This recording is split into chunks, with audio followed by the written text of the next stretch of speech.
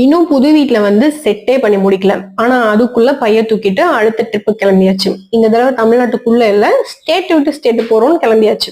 நமக்கு ஜேர்னினா எப்பவுமே ட்ரெயின் தான் கம்ஃபர்டபுள். இந்த தடவை மார்னிங் டிராவல் பண்ற மாதிரி இருந்துச்சு. எப்பவுமே இந்த ஆரச்சர்ல சாப்பிட்டு சாப்பிட்டு போர் அடிச்சிச்சு. அதனால இந்த தடவை லொகேஷனை மாத்தி ஆரியாஸ் போயிட்டோம். நல்லா சுட சுட ஒரு ஆனியன் தோசையும் நல்லா சூடா ஒரு ஃபில்டர் காஃபியும் குடிச்சிட்டு ரயில்வே ஸ்டேஷன் என்டர் ஆயாச்சு. நம்ம நேரம் எப்பவுமே நம்ம ஏற வேண்டிய கோச்சு ஏதாவது ஒரு கடைசியில தான் நிறுத்தி வச்சிருப்பாங்க.